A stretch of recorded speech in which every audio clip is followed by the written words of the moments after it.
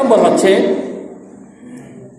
সাহাবায়ে কেরামকে কি জন্য অত্যাচার করত, জুলুম কি জন্য করত, কি কারণে করতেন? কারণটা হচ্ছে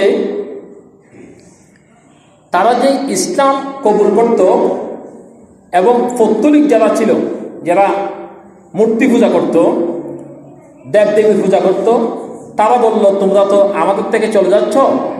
সাহাবী যারা ছিল তারাও তো আগে অমুসলিম ছিল, ইমান আর নাই। রাসূল পৃথিবীতে আসার পর থেকে তো ইমানের দাওয়াত পেয়েছে, তখন ইমান আনতেছে। তো কাফেরদের সংখ্যা কমে যাচ্ছে না? যখন সাহাবায়ে কেরাম যখন রাসূলের হাতে বায়াত হলো, তখন কাফেরের সংখ্যা কমে যাচ্ছে না? নাই কমতেছে না? যাচ্ছে। এই জন্য তারা কিরকম নির্যাতন করত? রাসূল করিম সাল্লাল্লাহু আলাইহি ওয়াসাল্লামের সাহাবীরা, এক নম্বর উসমান ইবনে আফফান রাদিয়াল্লাহু তাআলা আনহু যখন ইসলাম কবুল করলেন, চাচা তাকে খেজুরের ছাড়াইয়ের মধ্যে শোয়াইয়ে দোয়া দিতেন, কষ্ট দিতেন, নির্যাতন করতেন। ইসলাম তো আমরা আজকে এমনি সোজাসুজি পেয়েছি, কিন্তু সাহাবায়ে কেরামদের ঈমান কেমন ছিল? এই খেজুরের ছাড়াইয়ের মধ্যে শোয়াই দিয়ে এরপরে আগুন জ্বালিয়ে কষ্ট দিতেন। মা তাদেরকে খাবার দিতে চাইতেন না।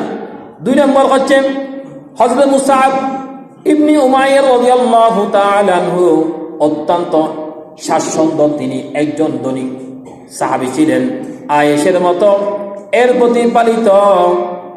তিনি হচ্ছেন স্বাচ্ছন্দ্য আয়েশের মধ্যে পালিত হলেন। ইসলাম কবুল করার কারণে মা তাকে ঘর থেকে বের করে দিল, যাও তুমি বের হয়ে যাও, চলে যাও, ইসলাম কবুল করলা, তুমি এখানে কি জন্য আসলা? তোমাকে খাবার দিব না, বাড়িতে জায়গা দিব না, কিছু দিব না, যাও বের হয়ে যাও। হযরত আব্দুল উজ্জা রাদিয়াল্লাহু তাআলা আনহুর একটা কথা মনে পড়ে গেল। তিনি ইসলাম যখন কবুল করলেন, চাচার বাড়িতে লালিত পালিত হয়েছিলেন। চাচা বলল, তুমি নাকি মুহাম্মদের দরবারে গিয়েছ, ইসলাম কবুল করেছ? বলে, হ্যাঁ আমি ইসলাম কবুল করেছি। তাহলে তোমার যার জায়গা সম্পত্তি আমি তোমাকে দিয়েছিলাম দিয়ে ফেলো। বলে, সব দিয়ে ফেললাম। বলে, পটনের মধ্যে যে কাপড় আছে, কাপড় তোমাকে দিয়ে ফেলতে হবে। বলে, কাপড়ও খুলে দিলাম। যে ইসলাম কবুল করতে গিয়ে আল্লাহ এবং রসুলকে দেখাতে চাই, পৃথিবীর মধ্যে কিছু থাকুক আর না থাকুক, ইমানটা আমার ভিতরের মধ্যে রাখতে চাই। সুবহানাল্লাহ।